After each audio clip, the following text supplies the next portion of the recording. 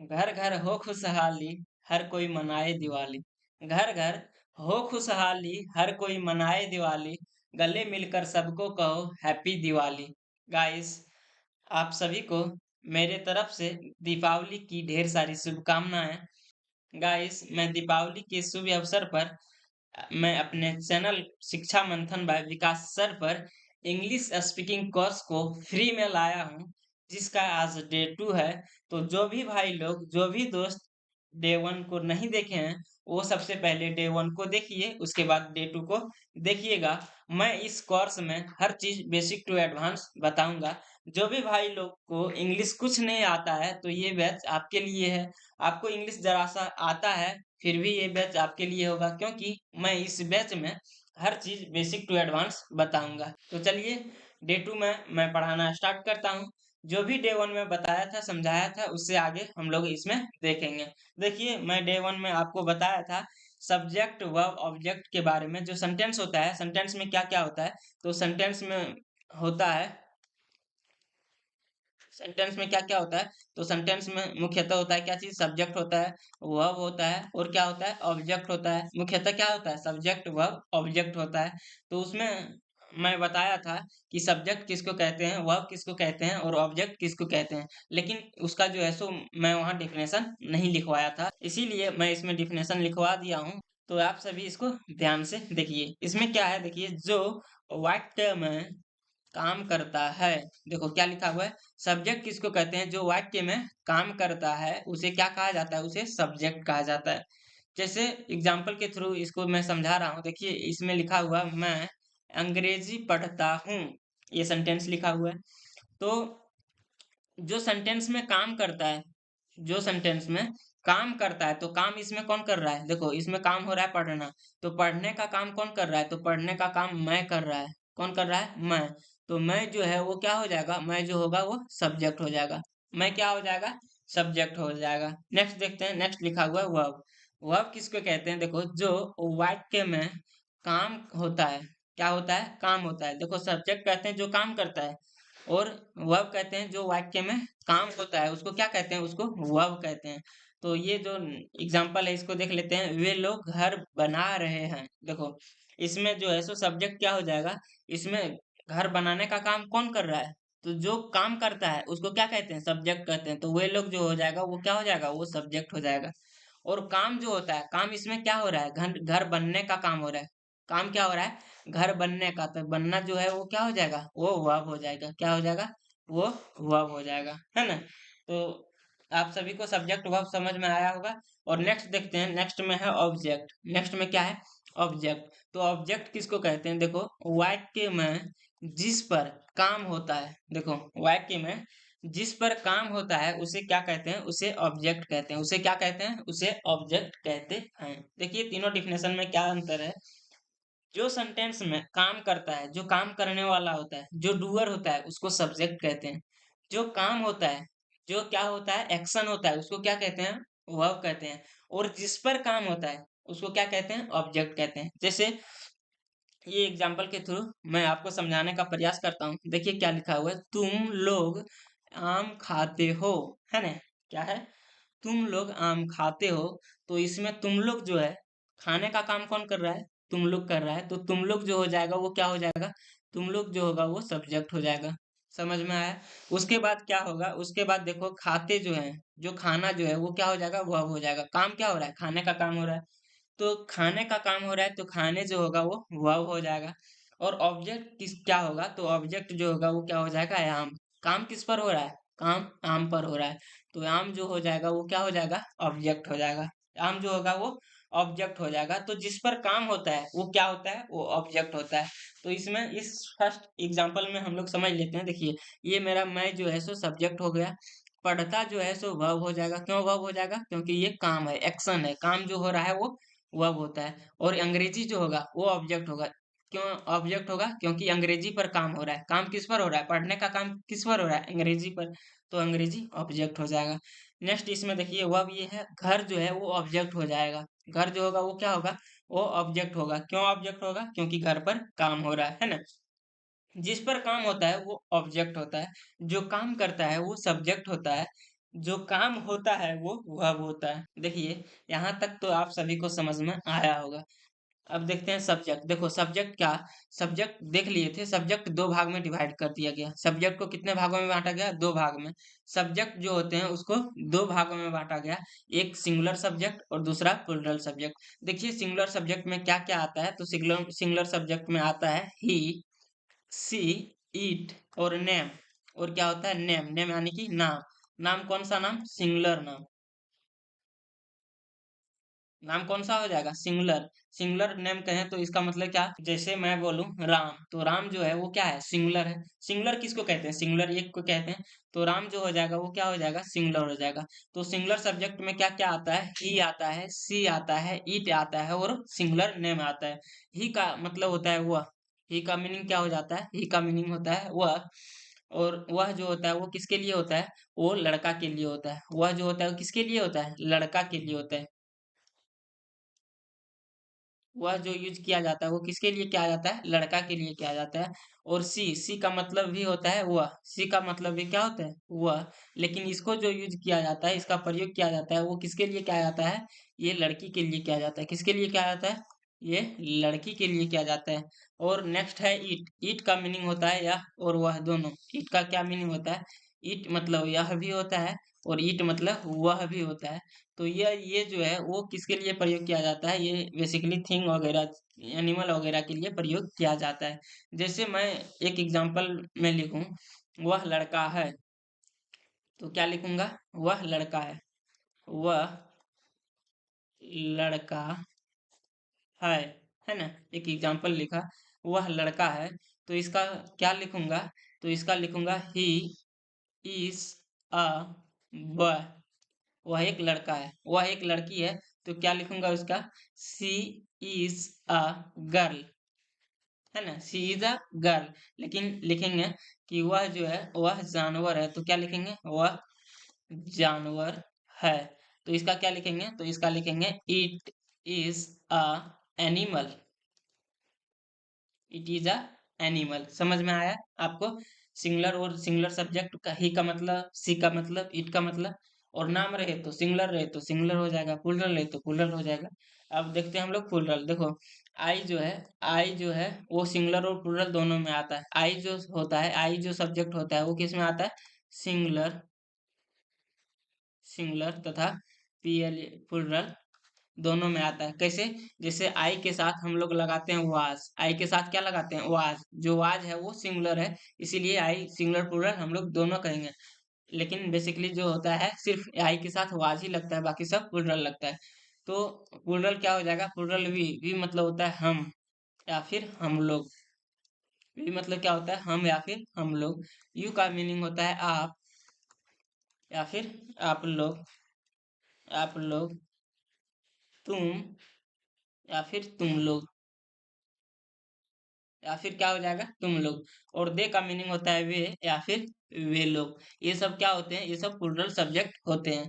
तो ये सब आप अभी ध्यान रखिएगा, सिंगुलर सब्जेक्ट प्लूरल सब्जेक्ट क्या होते हैं। देखिए नोट में मैं लिख दिया हूँ, सिंगुलर सब्जेक्ट के साथ सिंगुलर वर्ब लगता है। इसका मतलब क्या आप समझे, यदि सब्जेक्ट आपका सिंगुलर रहे, यदि आपका सब्जेक्ट जो है, जो सब्जेक्ट जो है सो एसियन यानी कि सिंगुलर रहे, एसियन मतलब क्या होगा, सिंगुलर रहे, तो वर्ब जो लगेगा वो क्या लगेगा, वर्ब जो लगेगा वो क्या लगेगा, वो भी एशियन लगेगा, है ना, वो भी एशियन लगेगा। जबकि जबकि प्लूरल सब्जेक्ट के साथ प्लूरल वर्ब लगता है। देखिए सिंगुलर सब्जेक्ट के साथ सिंगुलर वर्ब लगता है, प्लूरल सब्जेक्ट के साथ प्लूरल वर्ब लगता है। इसको थोड़ा नेक्स्ट जो है सो एग्जांपल में समझ लेते हैं। देखिए ही जो है ये सिंगुलर सब्जेक्ट है, और मैं पूछूं कि ही के साथ इज आएगा या फिर यार आएगा, तो आप लोग क्या बताएंगे कि सर ही जो है, मैं जानता हूँ कि सर, मैं जानता हूँ, क्या जानता हूँ कि ही जो है वो सिंगुलर सब्जेक्ट है। वो क्या है, वो सिंगुलर सब्जेक्ट है, सिंगुलर सब्जेक्ट है। और यदि ही जो है सो सर सिंगुलर सब्जेक्ट है, तो आप ही ने बताया कि सिंगुलर सब्जेक्ट के साथ सिंगुलर वर्ब लगता है, इसीलिए ही के साथ इज आएगा ना कि आर। समझ में आया।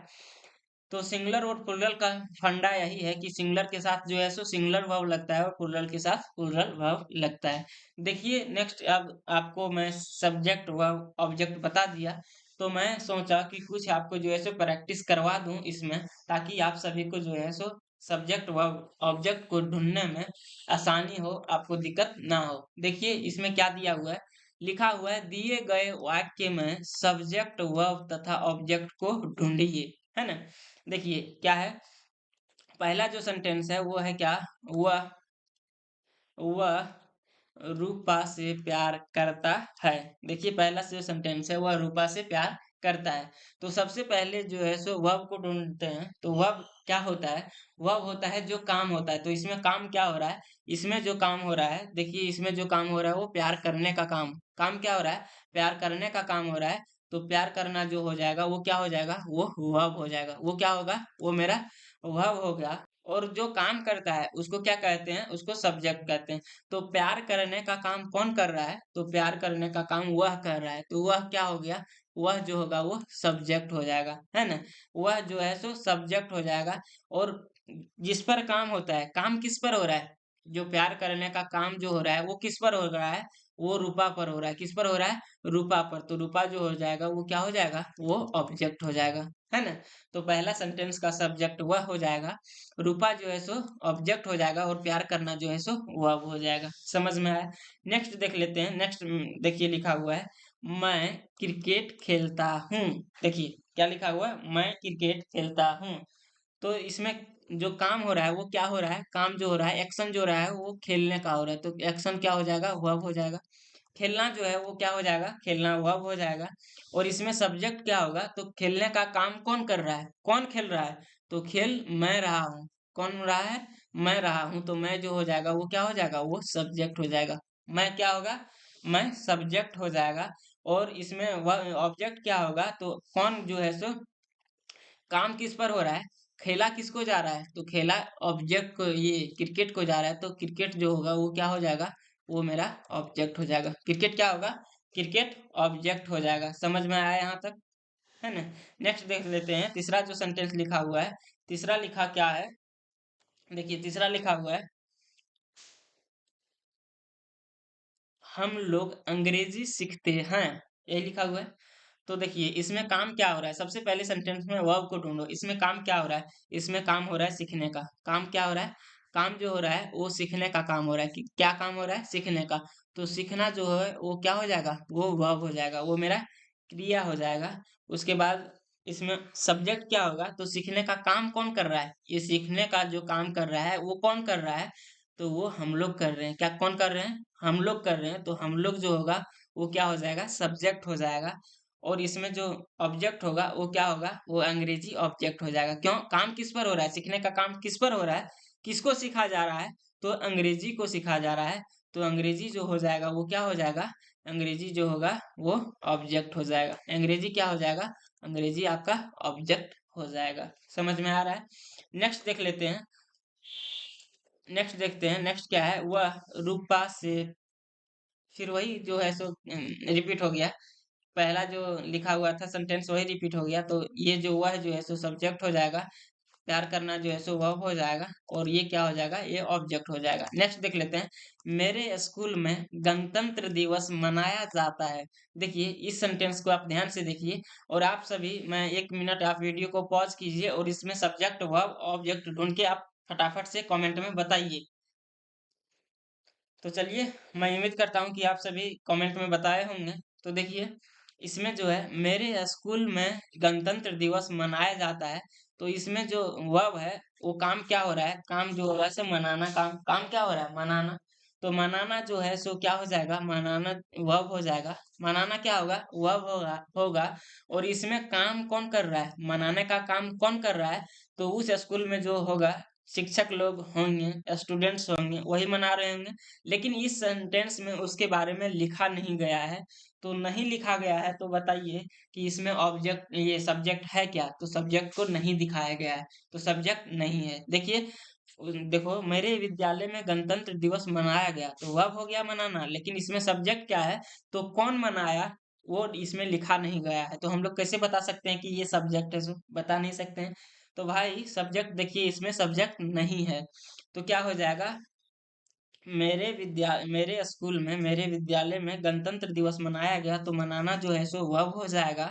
और ऑब्जेक्ट क्या होगा, तो ऑब्जेक्ट देखो कौन मनाया पता नहीं, किस पर काम हुआ, गणतंत्र दिवस, मनाने का काम किस पर हुआ, गणतंत्र दिवस पर, तो गणतंत्र दिवस ऑब्जेक्ट हो जाएगा। और ये भी किस पर काम हुआ, मेरे विद्यालय पर में काम हुआ, मनाने का काम कहाँ हुआ, तो मेरे विद्यालय में हुआ, तो जिस पर काम होता है वो ऑब्जेक्ट हो जाता है, तो ये दोनों जो होगा वो ऑब्जेक्ट हो जाएगा।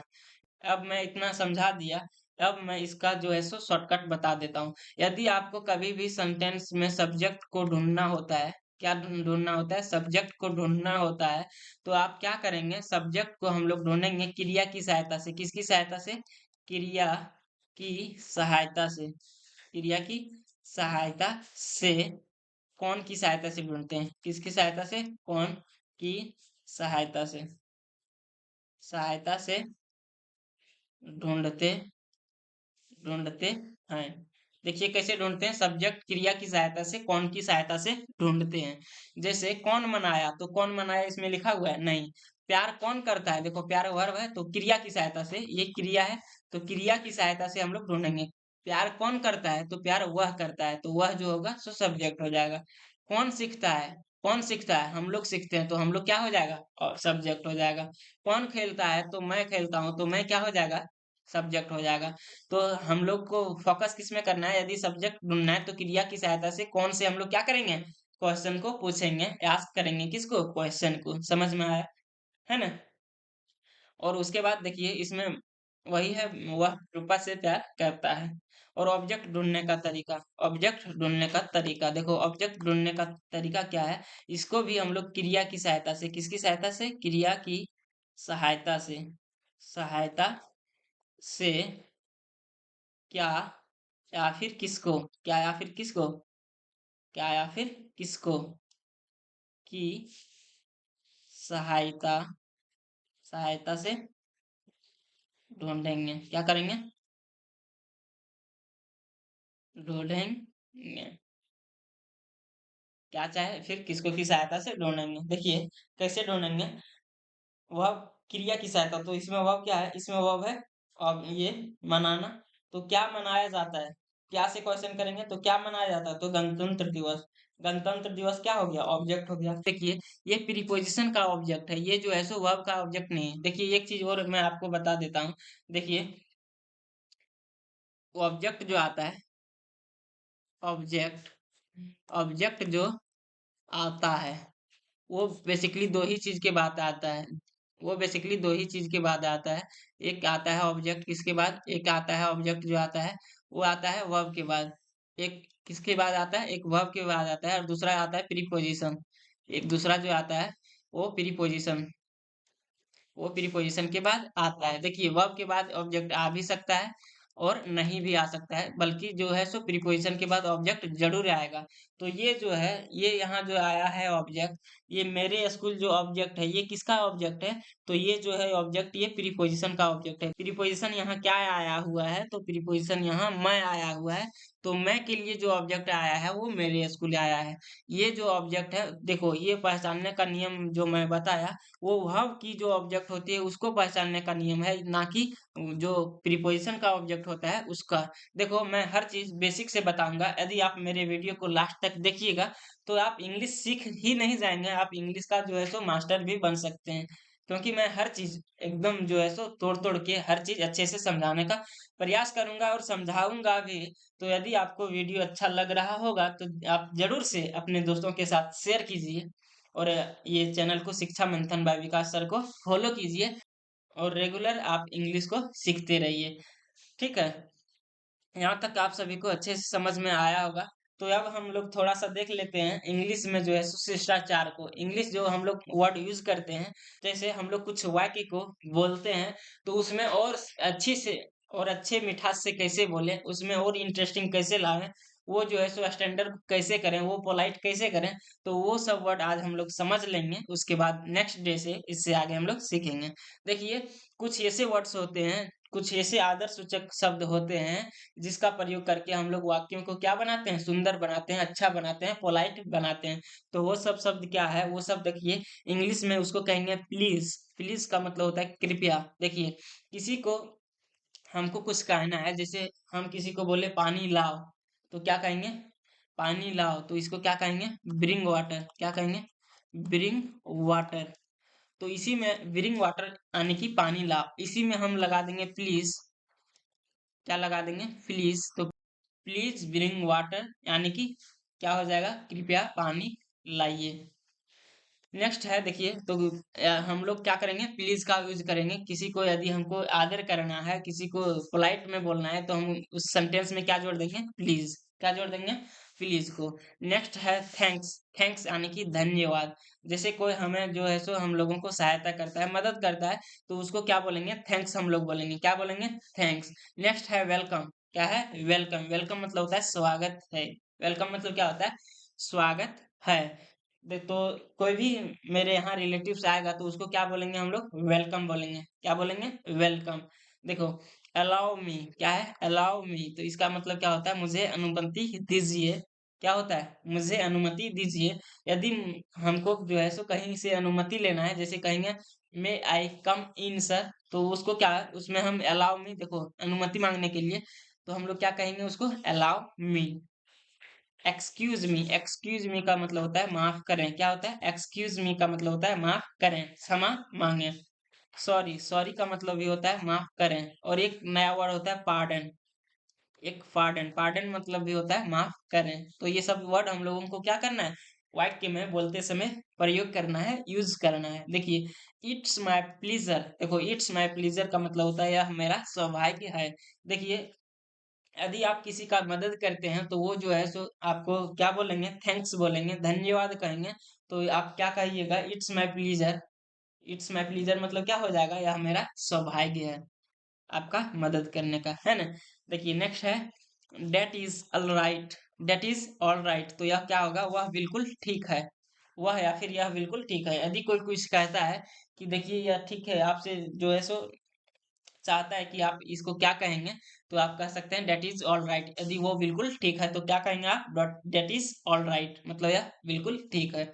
After you. आफ्टर यू का मतलब होता है आपके बाद। तो ये सब छोटे छोटे वर्ड को आप जरूर से ध्यान रखिएगा। आफ्टर यू का मतलब होता है आपके बाद। तो आपके बाद का प्रयोग हम लोग कहाँ करते हैं? तो देखिए, आपको यदि आपकी मम्मी आपको खाना खाने के लिए कहेंगे, तो आप क्या कहिएगा? यदि आपको उनके बाद खाना है तो आप क्या कहेंगे कि मम्मी आफ्टर यू, मैं आपके बाद खाऊंगा। तो आफ्टर यू में जो है सो पूरी सेंटेंस सलट गया।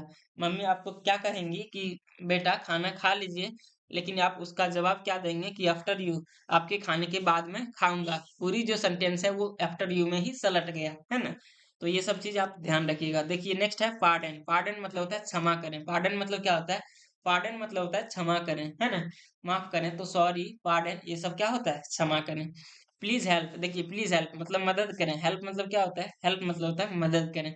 तो प्लीज हेल्प मतलब कृपया मदद करें। प्लीज जो लगा दिया पोलाइट के लिए लगा दिया, तो प्लीज हेल्प मी मतलब कृपया मेरी मदद करें। देखिए, देखिए क्या है? Just listen. जस्ट लिसन का मतलब होता है जरा सुनो। जस्ट लिसन का मतलब क्या होता है? जरा सुनो। तो इसको हमको कहना है जरा सुनो। जैसे हमको कहना है भाई जरा सुनो, तो ब्रदर जस्ट लिसन, मेरे लिए पानी ला दो, तो क्या कहेंगे? Bring water for me. क्या कहेंगे? Bring water for me. जरा सुनो, मेरे लिए पानी ला दो, तो just listen, bring water for me, मेरे लिए पानी ला दो। नेक्स्ट है वॉक केयरफुली। देखो, इसको पढ़ेंगे वॉक। क्या पढ़ेंगे? वॉक। वॉक नहीं, क्या पढ़ेंगे? Walk carefully. तो क्या कहें? इससे होगा ध्यान से चलो। क्या हो जाएगा? ध्यान से चलो। वॉक केयरफुली मतलब क्या होगा? ध्यान से चलो। देखिए, केयरफुली मतलब होता है ध्यान से, तो वॉक लगा दिए, तो ध्यान से ध्यान से चलो। इसमें लगा देंगे रीड। क्या लगा देंगे? Read carefully. स्पेलिंग रीड का गलत लिखा मैंने। देखो, रीड क्या होता है? Read carefully. केयरफुली तो क्या हो जाएगा? ध्यान से पढ़ो। लगा देंगे रीड। राइट केयरफुली मतलब ध्यान से लिखो। राइट। राइट केयरफुली मतलब ध्यान से चलाओ। राइट मतलब क्या होता है? साइकिल वगैरह चलाना।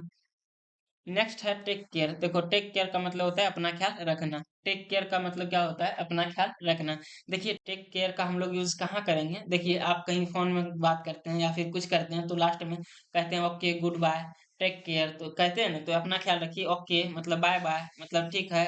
ओके टेक केयर, तो टेक केयर का यूज करेंगे अपना ख्याल रखना रखने में। जैसे कहीं कोई जा रहा है तो क्या कहेंगे? अपना ख्याल रखना, तो टेक केयर, है ना? तो दोस्त, आज की जो क्लास है मैं यहीं स्टॉप कर रहा हूँ। मैं जितना भी बताया, मुझे उम्मीद है कि आप सभी को बहुत अच्छे तरीके से समझ आया होगा। यदि इससे लोगों को सीखने को मिल रहा है, तो प्लीज़ मेरे चैनल को सब्सक्राइब कीजिए, वीडियो को लाइक कीजिए, वीडियो को दोस्तों के साथ शेयर कीजिए और इसी प्रकार से रेगुलर आप क्लास करते रहिए। आपको पता चल जाएगा 10 से 15 दिन में कि इंग्लिश में आपका क्या इम्प्रूव हुआ और आप इसका पीडीएफ चाहते हैं, तो मेरे टेलीग्राम पर जॉइन होइए। मैं टेलीग्राम चैनल का लिंक डिस्क्रिप्शन में डाल दूँगा, आप वहाँ से जॉइन हो सकते हैं या फिर टेलीग्राम पर सर्च कीजिएगा शिक्षा मंथन शिक्षा मंथन बाय विकास सर। क्या सर्च कीजिएगा? शिक्षा मंथन बाय विकास सर। आप वहां से टेलीग्राम में ज्वाइन हो सकते हैं। मैं इसका पीडीएफ वहां प्रोवाइड कर दूंगा, आप वहां से देख सकते हैं, वहां से लिख सकते हैं। और मैं ये जो क्लास है इसका मैं अपने चैनल पर एक प्लेलिस्ट बना दिया हूँ, तो उस प्लेलिस्ट में जो है सो ये स्पोकन इंग्लिश का जो है पूरी वीडियो डली होगी, आप इस उसको दोबारा भी देख सकते हैं। तो हम लोग फिर मिलेंगे नेक्स्ट वीडियो में। तब तक के लिए जय हिंद। अपना ख्याल रखिए, अच्छे से रहिए, ध्यान से पढ़िए।